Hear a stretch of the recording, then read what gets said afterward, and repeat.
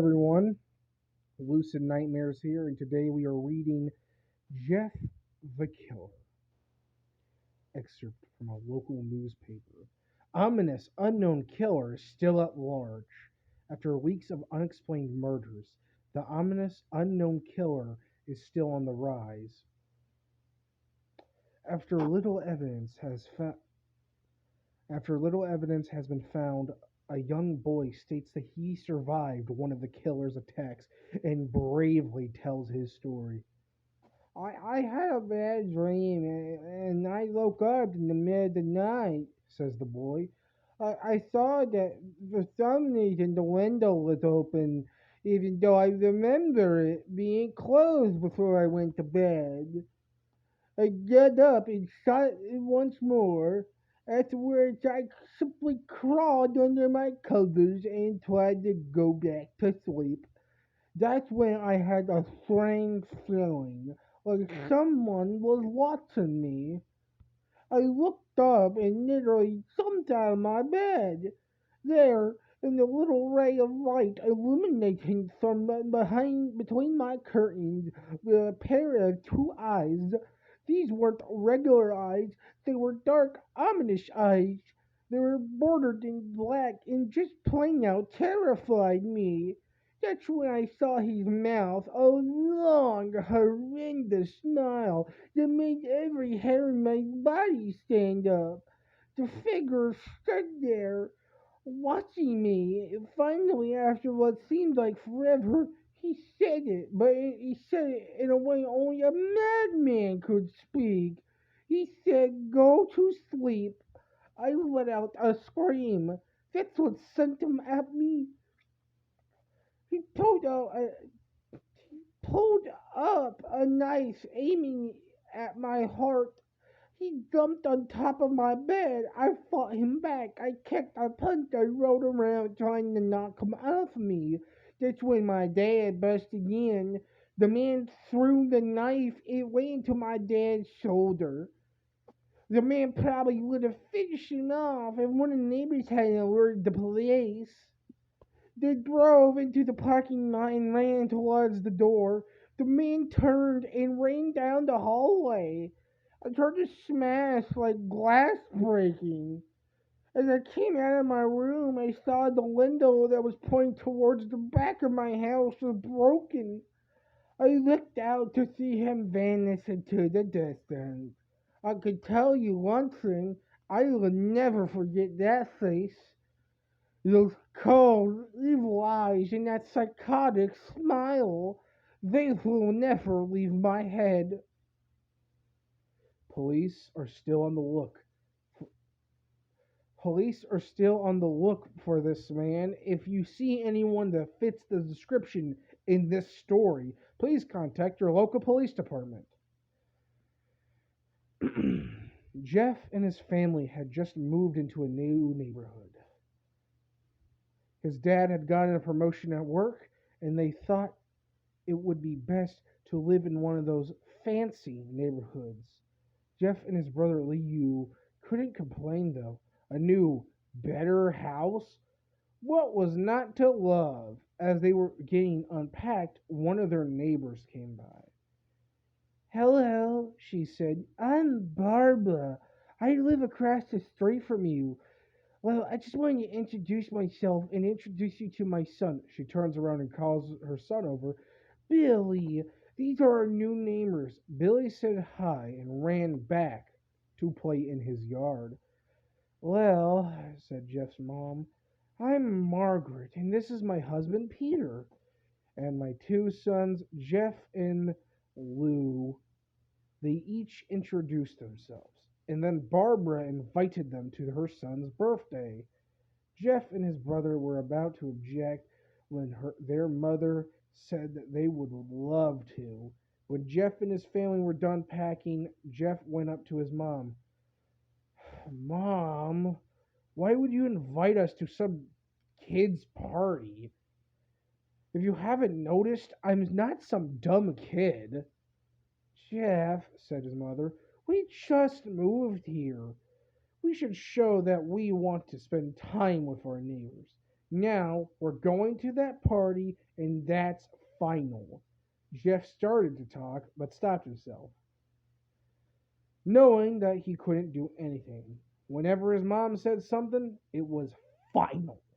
He walked up to his room and plopped down on his bed.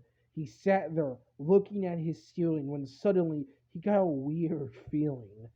Not so much pain, but a weird feeling.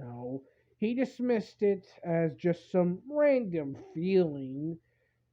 He heard his mother call him down to get his stuff, and he walked down to get it. The next day, Jeff walked downstairs to get breakfast and got ready for school. As he sat there eating his breakfast, he once again got that feeling. This time it was stronger. It gave him a slight tugging pain, but he once again dismissed it. As he and Lou finished breakfast, they walked down to the bus stop. They sat there waiting for the bus, and then, oh boy, all of a sudden, some kid on a skateboard jumped over them, only inches above their laps. They both jumped back in surprise. Hey, what the hell? The kid landed and turned back to them. He kicked his skateboard up and caught it with his hands. The kid seems to be about 12, 1 year younger than Jeff. Okay. He wears a Aeropostale shirt and ripped blue jeans. Well, looks like we got some new meat. Suddenly, two other kids appeared. One was one was super skinny, and the other one was huge. Well, since you're new here, I'd like to introduce ourselves. Over there's Keith. Jeff and Lou looked over to the skinny kid. He had a dopey face that you would expect a sidekick to have. And he's Troy. They looked over at the fat kid. Talk about a tub of lard. This kid looked like he hadn't exercised since he was crawling. And I, said the first kid, am Randy. Now, for all the kids in this neighborhood, there's a small price for bus fare. If you catch my drift. Lou stood up, ready to punch the lights out of this kid's eyes when one of his friends pulled a knife on him. I'd hope you be way more cooperative, but it seems like we have to do this the hard way. The kid walked up to Lou and took his wallet out of his pocket. Jeff got that feeling again. Now it was truly strong, a burning sensation. He stood up but Lou gestured him to sit down. Jeff ignored him and walked up to the kid. Listen here, you little punk. Give back my bro's wallet or else. Randy put the wallet in his pocket and pulled out his own knife. Oh, and what are you gonna do? Just as he finished his sentence, Jeff popped the kid in the nose as Randy reached for his face. Jeff grabbed the kid's wrist and broke it. Randy screamed and Jeff grabbed the knife from his hand. Troy and Keith rushed to Jeff, but Jeff was too quick. He threw Randy to the ground. Keith lashed out at him, but Jeff ducked and stabbed him in the arm. Keith dropped his knife and fell to the ground screaming. Troy rushed him too, but Jeff didn't even need the knife. He just punched Troy straight in the stomach, and Troy went down. As he fell, he puked all over. Lou could do nothing but look in amazement of Jeff. Jeff, how do you... was all he said. They saw the bus coming and knew they'd be running for this whole thing, so they started running as fast as they could. As they ran, they looked back and saw the bus driver rushing over to Randy and the others. As Jeff and Lou made it to school, they didn't dare tell what happened. All they did was sit and listen. Lou just thought of that as his brother beating up a few kids, but Jeff knew it was more. It was something scary. As he got the feeling, he felt how power.